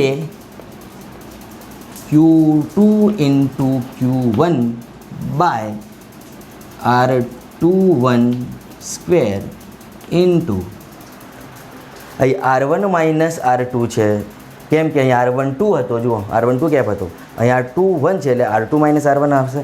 એટલે કે સામાન્ય આ તમને બાબત ખ્યાલ આવી જોઈએ, R2 માઇનસ R1 સદિશ બરાબર. અને છેદમાં અહીંયા R12 ક્યુબ થયું હતું, અહીંયા પણ ક્યુબ થઈ જશે, કેમ કે અહીંયા જે R12 હોય એ R21 અહીં આવશે, તો અહીં થઈ જશે R21 ક્યુબ. સમજો મિત્રો, ખાસ હું આ ફરીથી લખ્યું નથી, સમીકરણ 1 પરથી ડાયરેક્ટ F21 માટે લખું છું. જ્યાં 1 હતું ત્યાં 2 અને જ્યાં 2 હતું ત્યાં 1, બસ સિમ્પલ. જ્યાં 1 હતું તો 2, જ્યાં 2 હતું ત્યાં 1, એ જ કર્યું છે જો બધામાં કરી નાખ્યું. કંઈ નહીં તો આટલું તો યાદ રહે, બરાબર. બસ હવે મેઇન વસ્તુ શું છે કે મારે આ બંને બળો અપાકર્ષી બળ છે, બંને સજાતીય વિદ્યુત ભારો છે, એટલા જ અંતરે છે, મતલબ કે તેમના વચ્ચે લાગતું આ બળ સમાન મૂલ્યનું અને વિરુદ્ધ દિશામાં હોવું જોઈએ એ બતાવવું છે, જેને ન્યૂટનની ગતિના ત્રીજા નિયમનું પાલન કહેવાય, બરાબર. કેમ કે બંને વિદ્યુત ભારો એટલા જ અંતરે હતા, કેમ કે આ અંતર એ Q2 થી Q1 તરફનું અંતર કહો કે Q1 થી Q2 તરફનું અંતર કહો, R12 કહો કે R21 કહો, સરખું જ છે, બરાબર. પાછું અપાકર્ષી બળ આ બળ કહો કે આ બળ કહો સમાન મૂલ્યનું જ હોય, કેમ કે બંને વિદ્યુત ભારો એ ને એ જ છે. તો હવે એ બતાવવા માટે મારે શું કરવું પડે, તો જુઓ અહીંયા R1 માઇનસ R2 છે, અહીંયા R2 માઇનસ R1 છે, કેમ કે આ બંને જ દિશા દર્શક છે. તો જો હું આને R1 માઇનસ R2 કરી દઉં તો આગળ માઇનસ આવી જાય, તો આટલો જ ફેરફાર કરીશું તો જવાબ આવી જશે. જુઓ, અને એ હું લખું છું સાઈડમાં જગ્યા કરીને. આ હવે તમે સમજી ગયા છો, સ્ક્રીનશોટ લઈ લેજો રિવર્સ કરીને. ઓકે, તો જુઓ હું હવે ઉપરોક્ત સમીકરણને R2 માઇનસ R1ની જગ્યા પર R1 માઇનસ R2 ઉલટું લખું તો માઇનસ કોમન કાઢવું પડે એટલે 12 લખવું પડે. તો જો હું એ કેવી રીતના લખું છું ખાસ સમજજો. એ કેવી રીતના લખું છું તો કે ભાઈ F21 સદિશ બરાબર પ્રક્રિયા હું અહીં કરું છું, આને આગળ લાવું છું તો આગળ માઇનસ આવી જશે, તો માઇનસ કે હવે આ બધું 1 2 થઈ જાય, K1 Q2 upon R12 cube. જુઓ માઇનસ કોમન કાઢું છું, આ તો આદિશ વસ્તુ છે, હું તમને પહેલથી કીધું કે 1 2 લખો 2 1 લખો અહીં ફરક નહીં પડે, ફરક અહીંયા જ પડશે, કેમ કે આ દિશા દર્શક છે. તો અહીં હું 1 2 લખી દઉં છું, હવે નીચે પણ 1 2 લખી દઉં છું, આગળ માઇનસ લખ્યું એનું કારણ આને ઉલટાવવું પડે, તો હવે ઉલટાવી દઉં. હવે ઉલટાવી દઉં તો લખી શકાય R1 માઇનસ R2 સદિશનો આપણે કૌંસમાં લખવું પડે, બરાબર છે. તો આ વાત થઈ, જુઓ મિત્રો, આ વાત થઈ વિદ્યુત ભાર 2 પર વિદ્યુત ભાર 1 વડે લાગતું બળ, એટલે Q2 પર Q1 વડે લાગતા બળનું ગાણિતિક સ્વરૂપ, એને આપણે નંબર આપવાનો સમીકરણ 2. અને તમે જુઓ સમીકરણ 1 જુઓ અને સમીકરણ 2 જુઓ કેવા છે, એક સમાન છે, ફક્ત અહીંયા માઇનસ નથી, અહીંયા છે, એટલે કે મૂલ્ય તો સમાન છે, દિશા જુદી જુદી છે, જે તમે જોઈ શકો છો. F21 અને F12 વિરુદ્ધ દિશામાં છે, દિશા કેવી છે જુદી જુદી, પણ મૂલ્ય કેવું હોય સમાન, કેમ કે બંને વિદ્યુત ભારો સમાન, તેમના વચ્ચેનો અંતર સમાન. એટલે સમીકરણ 1 અને 2 પરથી સમીકરણ 1 અને 2 પરથી શું કહી શકાય કે F12 અને F21 સમાન મૂલ્યના અને પરસ્પર વિરુદ્ધ દિશામાં છે, એટલે કે F12 સદિશ બરાબર માઇનસ F21 સદિશ, બંને બળ સમાન મૂલ્ય અને પરસ્પર વિરુદ્ધ દિશામાં છે, પણ તેમના મૂલ્યો તો કેવા છે સમાન છે. તો જો મૂલ્યની વાત કરું તો મોડ ઓફ F12 બરાબર મોડ ઓફ F21 લખી શકાય. મૂલ્ય તો સમાન પરંતુ દિશા વિરુદ્ધ, એટલે ન્યૂટનની ગતિના ત્રીજા નિયમનું પાલન કરે છે. ન્યૂટનની ગતિના ત્રીજા નિયમનું પાલન થાય છે. જે તમને પ્રશ્ન સ્વરૂપે પણ પૂછાય છે કે કુલમના નિયમનું સદિશ સ્વરૂપ ચર્ચો અથવા તો તેનું ન્યૂટનની ગતિના ત્રીજા નિયમનું પાલન કરે છે એવું પણ સાબિત કરો. તો આ હતો મિત્રો કુલમના નિયમનું સદિશ સ્વરૂપ, એટલે કે ન્યૂટનની ગતિના ત્રીજા નિયમનું પાલન કરતો સ્વરૂપ. ફક્ત યાદ રાખવાની સમજવાની બાબત એ હતી કે કાર્ટેશિયન ન્યામાર્ક્સ પદ્ધતિમાં Q1 અને Q2ના સ્થાન સદિશો તો R1 અને R2 લઈ લો, પરંતુ Q1 થી Q2 તરફનો અને Q2 થી Q1 તરફના સ્થાન સદિશમાં ધ્યાન આપવાનું. જેની તરફનો હોય એટલે કે જેનો હોય, જો Q1નો સ્થાન સદિશ એટલે કે જેનો હોય એના તરફ દોરવાનું. R12 એટલે નોની પહેલાંનો બીજાની સાપેક્ષે એટલે જેનો હોય તેની તરફ દોરવાનું. તે જ પ્રમાણે R21 એટલે કે બીજાનો પહેલાંની સાપેક્ષે એટલે કે જેનો હોય તેની તરફ દોરવાનું. એ શું દર્શાવે છે? બળની દિશા, એટલે કે સ્થાન સદિશ છે. ઓકે, અને તેના ઉપરથી આ સૂત્રો સરળ બની જશે. અને R12 એટલે R1 - R2 ક્યાંથી આવ્યો? એ ત્રિકોણની રીતે આવ્યું. એનું પણ હું તમને સોલ્યુશન બતાવ્યું છે. તો આમ કુલમના નિયમનું સદિશ સ્વરૂપ આપણે અહીંયા આવી રીતના પૂછાતો 2 માર્ક્સમાં IMP પ્રશ્ન કહી શકીએ. પૂછાય જ છે, ઘણી વખત પૂછાયું છે, એટલે મિત્રો તૈયાર કરી લેજો. સારો એવો પ્રશ્ન છે, આવી રીતના તેને ન્યાય આપી શકો છો. હવે તેના મહત્ત્વના મુદ્દાઓની ચર્ચા કરીશું. એ પહેલાં તમે તેનું સ્ક્રીનશોટ લઈ લો.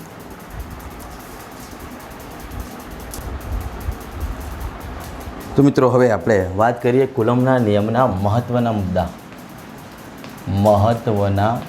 મુદ્દાઓ. કયા કયા મુદ્દાઓ મહત્ત્વના છે કુલમના નિયમ માટે? તો સૌપ્રથમ તમે જાણો છો તે પ્રમાણે કે કુલમનો નિયમ જે છે તે બિંદુવત અને સ્થિર વિદ્યુતભારો માટે જ સાચો છે. તો બિંદુવત વિદ્યુતભાર અને સ્થિર વિદ્યુતભાર માટે સાચો છે. બિંદુવત અને સ્થિર વિદ્યુતભાર માટે સાચો છે. બિંદુવત અને સ્થિર વિદ્યુતભાર માટે જ સાચો છે. બીજો મહત્ત્વનો મુદ્દો શું કહી શકાય કે ભાઈ બિંદુવત અને સ્થિર વિદ્યુતભાર માટે તો સાચો છે, સાથે સાથે કુલમનો નિયમ ન્યૂટનની ગતિના ત્રીજા નિયમનું પાલન કરે છે. ન્યૂટનની ગતિના ત્રીજા નિયમનું પાલન કરે છે. ત્રીજા નિયમનું પાલન કરે છે. ત્રીજું વ્યસ્ત વર્ગનો નિયમ છે. વ્યસ્ત વર્ગનો નિયમ છે. ચોથું કુલમનો નિયમ એ બે વિદ્યુતભારો વચ્ચેના કયા અંતર માટે યોગ્ય છે અને કયા અંતર માટે યોગ્ય નથી તેના સંદર્ભે. તો બે વિદ્યુતભારો વચ્ચે 10⁻15 મીટર એટલે કે ન્યુક્લિયસની ત્રિજ્યા કરતાં વધુ અંતર માટે સાચો છે. ન્યુક્લિયસની ત્રિજ્યા છે 10⁻15 મીટર, 1/4 જેને કહેવાય. તો 10⁻15 મીટર કરતાં વધુ અંતર માટે સાચું છે. અને 10⁻18 મીટર કરતાં ઓછા અંતર, બહુ વધારે બી ના જોઈએ. 10⁻18 મીટર વધારે અંતર કહેવાય, પરંતુ એનાથી વધારે માટે સાચું નથી. એટલે 10⁻18 મીટર કરતાં ઓછું અંતર હોવું જોઈએ અને 10⁻15 મીટર કરતાં વધુ અંતર હોવું જોઈએ. તો આપણે કુલમનો નિયમ વાપરી શકીએ. બે બિંદુવત વિદ્યુતભારો વચ્ચેના અંતરની આ વાત છે. બીજું એમ કહી શકીએ કે જે કેન્દ્રીય બળ છે. કેન્દ્રીય બળ એનું મતલબ શું કે જેમાં આગળ આદર્શ સ્વરૂપમાં આપણે વાત કરી. શું વાત કરી આદર્શ સ્વરૂપમાં? કે આ બે વિદ્યુતભારો હતા, એ બે વિદ્યુતભારો વચ્ચેનું અંતર r છે. આ વિદ્યુતભાર 1 છે અને આ વિદ્યુતભાર 2 છે. તો આ બંને વચ્ચે લાગતું બળ, જો સજાતીય વિદ્યુતભાર હોય તો અપાકર્ષણ, એટલે કે આવી રીતના અપાકર્ષી બળ લાગે સજાતીય વિદ્યુતભાર હોય તો, અને વિજાતીય હોય તો આકર્ષી બળ લાગે.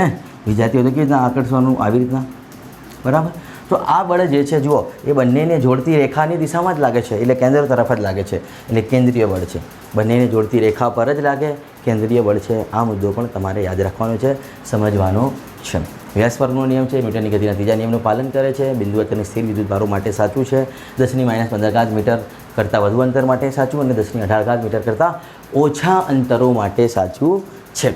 બીજું આગળ જ વધીએ તો આપણે એમ કહી શકીએ કે હિન્ટ સ્વરૂપે કેટલાક દાખલા MCQમાં તમે તેનો ઉપયોગ કરી શકો એવા મુદ્દાઓ હવે હું લઈ રહ્યો છું. તો તે કયો મુદ્દો છે જુઓ, સમજો. બે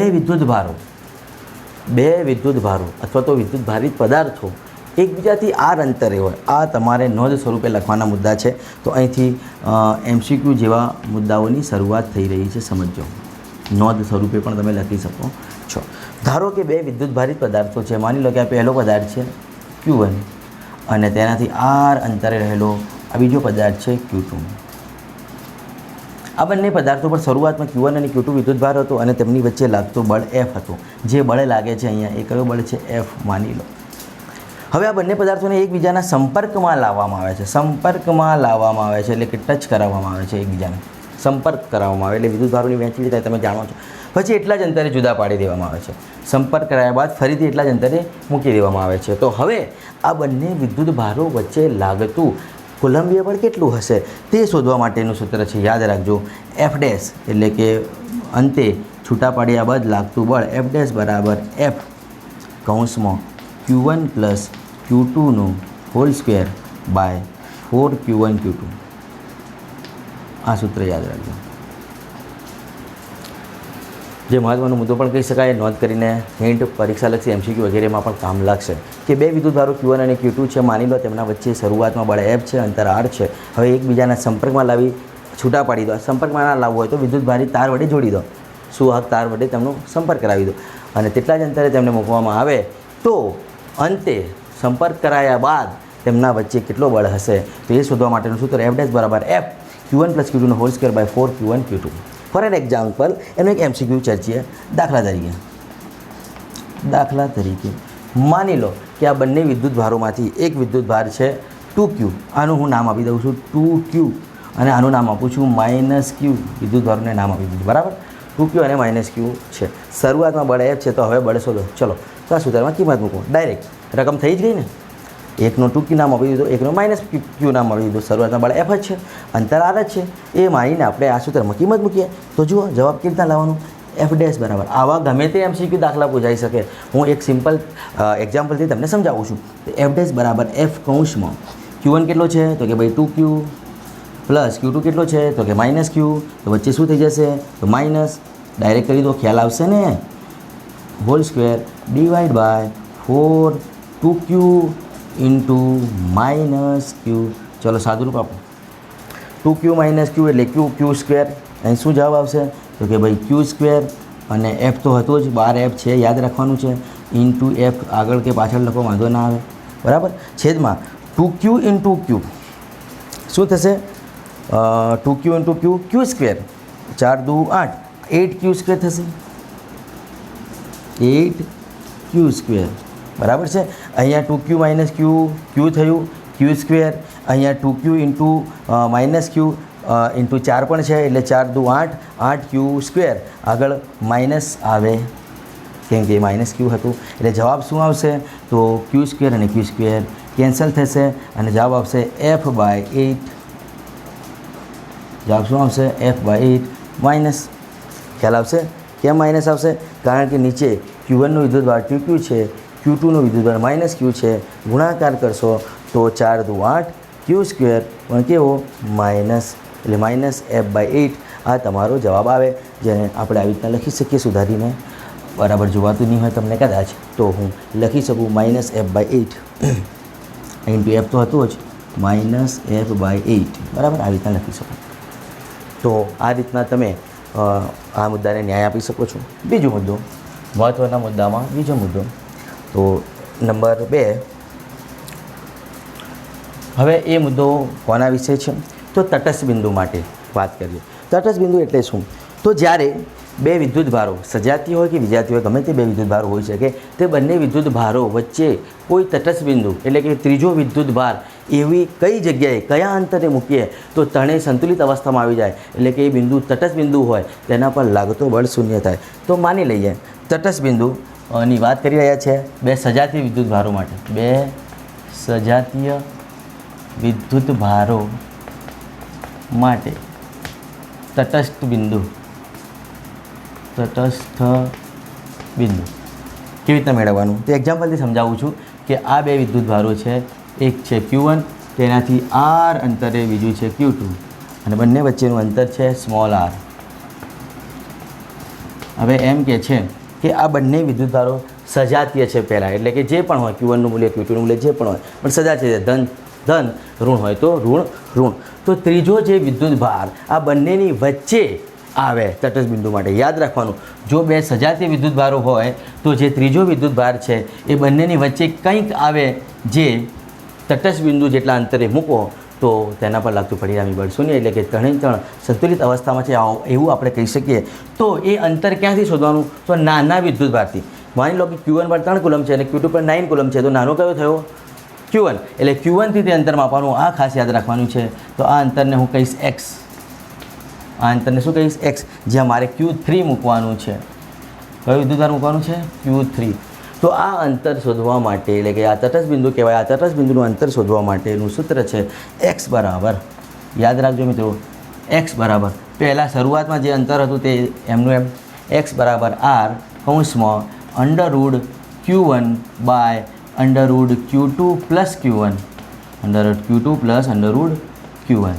તો આ સૂત્રની મદદથી તમે આ અંતર શોધી શકો છો, જે હું તમને ધોરણ 11 ચેપ્ટરમાં 8માં પણ એક દાખલામાં સ્વાધ્યાયનો 11મો દાખલો, તેના અંદર ગુરુત્વાકર્ષણ બળની વાત હતી અને તટસ્થ બિંદુ શોધવાનું હતું. એ દાખલામાં પણ આવું સૂત્ર આ Qની જગ્યા પર દળની કિંમત મૂકીને તમને સમજાવ્યું હતું, તમને કદાચ યાદ હોય તો. તો અહીંયા પણ તટસ્થ બિંદુ, જો અહીંયા વિદ્યુત ભારો છે એટલે સમજવાનું છે, સજાતીય હોય તો આ સૂત્ર, સજાતીય હોય તો બીજો મુદ્દો શું? બંને વિદ્યુત ભારોની વચ્ચે જ આવે ત્રીજો વિદ્યુત ભાર. તટસ્થ બિંદુ ક્યાં આવે? બંને વિદ્યુત ભારોની વચ્ચે જ આવે. અને તે અંતર ક્યાંથી માપવાનું? નાના વિદ્યુત ભારથી. યાદ રાખજો, નાના વિદ્યુત ભારથી અંતર માપવાનું, નાનો વિદ્યુત ભાર, અને માની લઈશું હું Q1 ને, બરાબર? નાના વિદ્યુત ભારથી જ આ અંતર માપવાનું. એટલે x બરાબર r કૌંસમાં under root Q1 upon under root Q2 plus Q1. આ સૂત્રની મદદથી તમે સજાતીય વિદ્યુત ભારો વચ્ચે તટસ્થ બિંદુને શોધી શકો. તે જ પ્રમાણે વિજાતીય વિદ્યુત ભારો હોય તો, વિજાતીય એટલે કે એક પ્લસ અને એક માઇનસ, વિજાતીય વિદ્યુત ભારો માટે શું? તટસ્થ બિંદુનું અંતર શોધવાનું સૂત્ર શું છે? તો એક પ્લસ અને એક માઇનસ હોય એવું માની લઈએ આપણે. આ બંને કેવા હતા? સમાન. એટલે ધારો કે આ બંને પ્લસ જ હતા અથવા તો બંને માઇનસ જ હતા. હવે એક પ્લસ અને એક માઇનસ હોય તો શું? માની લઈએ કે અહીંયા છે માઇનસ Q અને એનાથી r અંતરે છે પ્લસ Q. સમાન તો નથી, કોઈ પણ મૂલ્ય હોય, હું ફક્ત Q1 અને Q2 નામ આપી દઉં, એટલે ગમે તે હોય, બરાબર? અને બંને વચ્ચેનું અંતર છે r. હવે આ બંને વિદ્યુત ભારોથી બનેલા તંત્રનું તટસ્થ બિંદુ, એટલે કે ત્રીજો વિદ્યુત ભાર કઈ જગ્યાએ આવે? એ તટસ્થ બિંદુ કયો હોય કે ત્રણે સંતુલિત અવસ્થામાં આવી જાય. તો જ્યારે વિજાતીય વિદ્યુત ભાર હોય ત્યારે હંમેશા યાદ રાખવાનું કે જે ત્રીજો વિદ્યુત ભાર જે અહીં Q3 વચ્ચે આવ્યું હતું એ હવે નાના વિદ્યુત ભારથી બહાર તરફ આવશે. એટલે માની લો કે અહીંયા Q1 નાનો વિદ્યુત ભાર છે, અહીંયા Q1 કેવો છે? નાનો વિદ્યુત ભાર છે. તો નાના વિદ્યુત ભારથી બહારની તરફ, એટલે અહીંયા બહારની તરફ, અહીંયા ક્યાંક હશે Q3. કોણ? Q3 નાના વિદ્યુત ભારથી બહારની તરફ. અને આ અંતર આપણે શોધવા માટેનું સૂત્ર ઉપરના સૂત્ર મુતાબિક જ લખીશું કે x બરાબર શરૂઆતમાં બંને વચ્ચેનું જે અંતર હતું એ તો એ જ રહેશે r કૌંસમાં અંડરરૂડ Q1 નો અંડરરૂડ Q1 જ, પણ છેદમાં પ્લસની જગ્યા પર માઇનસ આવશે. બસ એટલો ફરક, બીજો કોઈ ફરક છે નહીં. એનો એ જ સૂત્ર છે, સમજો તો વધુ સારું. x બરાબર r under root Q1 upon under root Q2 minus under root Q1.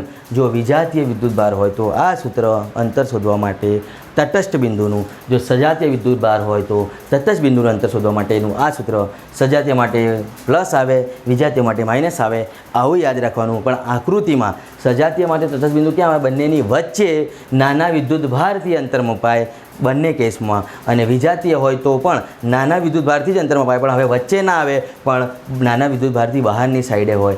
વિજાતીય વિદ્યુત ભાર માટે તટસ્થ બિંદુ ક્યાં હોય? નાના વિદ્યુત ભારથી બહારની સાઈડે, અને અહીંયા નાના વિદ્યુત ભારથી અંદરની સાઈડે, એટલે કે વચ્ચે. યાદ રાખવાનું છે આ સજાતીય અને વિજાતીય વિદ્યુત ભારો માટે. અને આ વિદ્યુત ભારનું મૂલ્ય શોધવું હોય તો પણ એનું સૂત્ર છે. હવે આ જે ત્રીજો વિદ્યુત ભાર છે તેનું મૂલ્ય, એટલે કે આ વચ્ચેના વિદ્યુત ભારનું મૂલ્ય, ત્રીજા વિદ્યુત ભારનું મૂલ્ય, સંતુલિત અવસ્થામાં રહેલા આ તંત્રમાં ત્રીજા વિદ્યુત ભારનું મૂલ્ય શોધવા માટેનું પણ સૂત્ર છે. હવે આ ત્રણેયને લગતું એક એક્ઝામ્પલ આપી દઈશ જેથી તમે સમજી જશો. તો ત્રીજા વિદ્યુત ભારનું મૂલ્ય શોધવાનું સૂત્ર શું છે? તો માની લઈએ કે જે ત્રીજો વિદ્યુત ભાર છે, અહીંયા આપણે જેને Q3 નામ આપ્યું છે, તો ચલો Q3 નામ આપું. તો Q3 બરાબર તમારે કહેવાનું આજુબાજુના કયા છે? તો Q1 અને Q2 એટલે કે સૂત્ર એવું છે minus Q1 into Q2 divide by કૌંસમાં અંડરરૂડ Q1 પ્લસ અંડરરૂડ Q2 નો હોલ સ્ક્વેર વંચાય છે. શું સૂત્ર છે? ત્રીજા વિદ્યુતભારના મૂલ્ય શોધવા માટે માઇનસ Q1ની આગળ છે સમજો Q3 બરાબર માઇનસ Q1 ઇન્ટુ Q2 જે આજુબાજુના વિદ્યુતભારો છે મૂળ વિદ્યુતભારો ભાગ્યા કૌંસમાં અંડરરૂડ Q1 એટલે પહેલો વિદ્યુતભાર પ્લસ અંડરરૂડ Q2 એટલે બીજો વિદ્યુતભાર અને કૌંસની બહાર હોલ સ્ક્વેર. આ સૂત્રની મદદથી આ ત્રીજો વિદ્યુતભાર જે છે આ તંત્ર માટે તે ત્રીજા વિદ્યુતભારનું મૂલ્ય તમે શોધી શકો છો. ફોર એન એક્ઝામ્પલ તમને હું એક્ઝામ્પલ આપું અને સમજાવું તો આનું સ્ક્રીનશોટ લઈ લો. ચલો જોઈએ પહેલાં.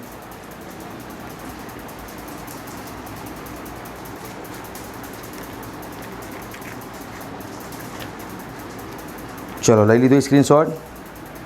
તો જુઓ હવે અત્યારે વિદ્યુતભારનું મૂલ્ય કેવી રીતના શોધવા માટે એક એક્ઝામ્પલ આપું છું તમને સમજો કે બે સમાન વિદ્યુતભાર ધરાવતા તંત્રમાં Q અને Q બે સમાન વિદ્યુતભાર ધરાવે છે એવો કંઈ તંત્ર વિચારું છું.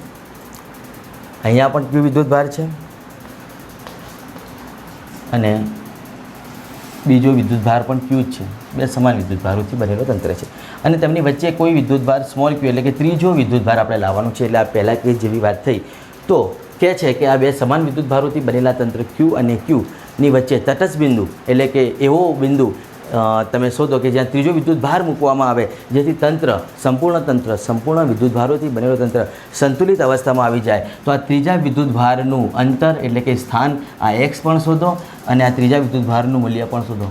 આવી રીતે તમને કોઈ પ્રશ્ન કરવામાં આવે જે હું બોલું છું એ રકમ છે ખાસ સમજી લેજો કે Q અને Qથી બનેલો એક તંત્ર છે તેમાં વચ્ચે સ્મોલ Q ચાર્જ ત્રીજો વિદ્યુતભાર કયા સ્થાને મૂકવામાં આવે એ સ્થાન અને એનું મૂલ્ય શોધો કે જેથી ત્રણેય વિદ્યુતભારોથી બનેલો તંત્ર આ ત્રણેય વિદ્યુતભારોથી બનેલા તંત્ર સંતુલિત અવસ્થામાં સંતુલિત તંત્ર કહેવાય. એટલે જેને આ તટસ્થ બિંદુ પણ આપણે કહી શકીએ. તો આ વિદ્યુતભારનું અંતર તો આપણે આ સૂત્રથી શોધી નાખીશું. જો બંને Q અને Q એટલે કે સમાન વિજાતીય વિદ્યુતભાર સજાતીય વિદ્યુતભાર છે એટલે કે આ પહેલું સૂત્ર વાપરીશું. બરાબર છે. તો એ પહેલું સૂત્ર વાપરીશું તો જવાબ બની જશે. એમ તો જોઈને જ ખબર પડી જાય આ પણ Q છે આ પણ Q છે એટલે વચ્ચે જ હોય ને મૂલ્ય સમાન છે એટલે ચિંતા કરવાની જરૂર જ નહીં. તો પણ આપણે કિંમત મૂકીએ. ચલો x બરાબર ચલો આરની કિંમત કેટલી છે તો શરૂઆતમાં કિંમત r જ છે એવું માની લઈએ કશું નથી આપ્યું. તો r કૌંસમાં ચલો અંડરરૂટ Q1 એટલે અંડરરૂટ Q લખીશ છેદમાં શું આવશે under root Q2 plus under root Q1 તો under root Q2 plus under root Q1 એટલે કે બધા આપણા પાસે તો Q જ છે એટલે મારે Q2 અને Q1 લખવાની જરૂર છે નહીં. તો ચલો આનો જવાબ લાવો. ચલો જવાબ લાવો તો શું જવાબ આવશે તો r અહીંયા આવશે અંડરરૂટ Q છેદમાં આવશે રૂટ 2Q અંડરરૂટ Q છેદમાં આવશે root Q plus root 2 root Q એટલે કે રૂટ Q કેન્સલ એટલે જવાબ r/2 જે હું તમને પહેલાં જ કીધું કે અડધા અંતરે જ હોય સમાન વિદ્યુતભારો છે. તો x બરાબર r/2 આ તમારો શું આવ્યો જવાબ x બરાબર r/2 કેમ કે બંને વિદ્યુતભારો કેવા હતા સમાન એટલે કે તટસ્થ બિંદુ ક્યાં મળે અડધા અંતરે. ઓકે બંને સમાન હતા સજાતીય હતા એટલે આ પહેલાં સૂત્રથી આપણે જવાબ લઈ આવ્યા. પણ આપણે શોધવાનું છે Qનું મૂલ્ય પણ તો આ સૂત્ર તો અત્યારે જ હું લખ્યું તો ચલો એ સૂત્રનો ઉપયોગ કરો. તો એ સૂત્રનો ઉપયોગ કરીશ તો કેસ નંબર 2 આ 1 હતો કેસ નંબર હવે કેસ નંબર 2 આવશે. એટલે આવો ગમે તે દાખલો પૂછાઈ શકે. આ તો તમને આ સૂત્રનો ઉપયોગિતા શીખવાડું છું એક એક્ઝામ્પલ આપીને. આવો ગમે તે દાખલો તમને આપી શકે તમને આવડવો જ જોઈએ. તો ચલો આ સૂત્રનો ઉપયોગ કરી અને આ વિદ્યુતભાર જે ત્રીજો છે આપણે Q નામથી આપ્યું છે તેનું મૂલ્ય શોધીએ. તો Q બરાબર સૂત્ર છે માઇનસ Q1 એટલે આપણા પાસે Q જ છે ને ઇન્ટુ Q2 આપણી પાસે Q જ છે છેદમાં શું છે જુઓ કૌંસમાં અંડરરૂટ Q1 એટલે કે આપણા પાસે તો Q જ છે પ્લસ અંડરરૂટ Q2 એટલે એ પણ Q જ છે નો હોલ સ્ક્વેર. ચલો શું થશે ઉપર Q into Q square minus છે તો માઇનસ રહેવા દેવાનો છેદમાં underroot Q plus underroot Q 2 root Q નો હોલ સ્ક્વેર 2 રૂટ Q કહેવાય ને 2 રૂટ Q નો હોલ સ્ક્વેર કેમ જોઈ શકો છો તમે root Q plus root Q 2 root Q નો હોલ સ્ક્વેર તો 2 નો વર્ગ 4 રૂટ Q નો શું થશે Q એક Q જતો રહેશે સમજો તો માઇનસ Q સ્ક્વેર ભાગ્યા 4 ઇન્ટુ Q આવું આવશે. એક ક્યુ જતો રહેશે અહીંથી, એટલે જવાબ આવશે -q/4. તમે ગમે તે રીતે ગણો જવાબ આ જ આવશે. પણ આ એકદમ શોર્ટકટ રીત છે, એટલે કે આ શોર્ટ રીત છે. હું તે તમને નોંધો લખાવું છું. આ જે નોંધ હું લખાવું છું એ શોર્ટ રીત છે આવા નાના મોટા MCQને સોલ્વ કરવા માટે. -q/4 આ વિદ્યુતભારનું મૂલ્ય હશે, પૂરું. આવા દાખલા તમને કદાચ કોઈ રેફરન્સમાં ગણેલા મળે જે મોટી રીતે પણ હોય, પરંતુ આ શોર્ટ રીત યાદ રાખશો તો એવા ઘણા બધા દાખલાઓ તમે સોલ્વ કરી શકશો. એટલે આવા દાખલાઓ ગણવા માટે આવા ઘણા બધા શોર્ટ ટ્રિક્સ મળી રહેશે તમને નીટમાં, JEEમાં મળશે. પરંતુ અત્યારે આપણેથી જેટલું આપણે કુલમના નિયમને લક્ષીને વાત કરી શક્યા છીએ લેક્ચરના સમય મર્યાદાની અંદર, એટલી વાત આજે કરી છે. ત્રીજી અંતિમ છેલ્લી વાત એ કરી લઉં જે યાદ આવી ગઈ, કે જે આપણે ચર્ચા કરી કે શૂન્યાવકાશની પરમિટિવિટી અને માધ્યમમાં પરમિટિવિટી આ અલગ અલગ છે અને બળ પણ અલગ અલગ છે. અને તમને કીધું કે FM = F/K થાય છે. આ સૂત્ર તમે આગળ ભણ્યા ને, FM = F/K, એટલે કે માધ્યમમાં બળ એ શૂન્યાવકાશના બળના Kમાં ભાગનું થાય છે. હવે તમને કોઈ MCQ એવો પૂછે એક્સ્ટ્રા કરીને, બીજો મુદ્દો કેટલો આવ્યો તો આપણે લગભગ ત્રીજો કે ચોથો મુદ્દો આવે ને, એવું પૂછે તમને કે ભાઈ શૂન્યાવકાશ અને માધ્યમમાં બળ સમાન રહે તો એ માટેનું અંતર કહો. એટલે કે બે વિદ્યુતભારો માની લઈએ કે અહીંયા તમને હું એક્ઝામ્પલ આપું છું. આ બે વિદ્યુતભારો હતા Q1 અને Q2. પહેલાં R અંતરે મૂક્યા હતા શૂન્યાવકાશમાં, માની લો શૂન્યાવકાશમાં મૂક્યા હતા, R અંતરે મૂક્યા હતા. હવે તેમને હું માધ્યમમાં મૂકું, અથવા તો પહેલાં માધ્યમમાં મૂકો પછી શૂન્યાવકાશમાં લઈ જાઓ, ગમે ત્યાં લઈ જાઓ, તો અંતર બદલવું પડે તો જ મૂલ્ય સમાન રહે. કેમ કે માધ્યમ બદલાય તો બળ બદલાય છે. તમે જાણો છો FM = F/K. માધ્યમમાં બળ શૂન્યાવકાશના બળ કરતાં Kમાં ભાગનું થાય છે, મતલબ કે શૂન્યાવકાશમાં બળ વધુ છે. ઓકે, તો માધ્યમમાં બળ R હોય તો શૂન્યાવકાશમાં બળ સરખું રાખવા માટે કેટલું અંતર R હોય, કેટલું અંતર તમારે મૂકવું પડે. એટલે સિમ્પલ તમને આવું કહે છે કે ભાઈ F(0) સ્પેસ અને F(medium) સમાન કરવા માટે અંતર કેટલું હોવું જોઈએ. તો એ અંતર પણ શોધવાનું એક સૂત્ર છે, અથવા તો MCQમાં ડાયરેક્ટ પણ પૂછાય છે કે માધ્યમ અને શૂન્યાવકાશમાં બે વિદ્યુતભાર વચ્ચેનું સમાન બળ હોવા માટે અંતર માટે નીચેનીમાંથી કઈ શરત સાચી છે. આવું પ્રશ્ન નીટમાં પૂછાઈ ગયેલું છે. એટલે એ આવે R' = R/√K. આ યાદ રાખવાનું, R' = R/√K. તો જે અંતર તેમના માટે હતું પહેલે, તે અંતર ભાગ્યા √K, જે તે માધ્યમનો શું કહેવાય, ડાઇલેક્ટ્રિક અચળાંક. એટલે કે શૂન્યાવકાશમાં જેટલા અંતરે હતા ભાગ્યા માધ્યમનો ડાઇલેક્ટ્રિક અચળાંક વર્ગમૂળમાં, તે અંતર માધ્યમમાં મૂકવું પડે. તો આવી રીતના MCQ આ તમને ડાયરેક્ટમાં પૂછાય છે. ફક્ત આ સૂત્ર પણ કે અંતર કેટલો હોવો જોઈએ, તો નીચે ઓપ્શનમાં ઓપ્શન આપેલો હોય, જવાબ બીજા 3 ઓપ્શન આપેલા હોય, તો તમારે આ ઓપ્શન સાચું છે એવું કહેવું પડે. R' = R/√K. તો મિત્રો આજના લેક્ચરના અંદર આપણે કુલમના નિયમનું અદિશ સ્વરૂપ, સદિશ સ્વરૂપ અને તેના મહત્ત્વના મુદ્દાઓ, તેની લાક્ષણિકતાઓ, કેટલીક નોંધો, કેટલાક સૂત્રોની ચર્ચા કરી છે. હવે નેક્સ્ટ લેક્ચરમાં તેને લગતા દાખલાઓ ગણીશું, સંપાતપણાનો સિદ્ધાંતને પણ જોઈશું. આજના લેક્ચરમાં આપણે આટલા સુધી રાખીએ છીએ. હવે નેક્સ્ટ લેક્ચરમાં મળીશું.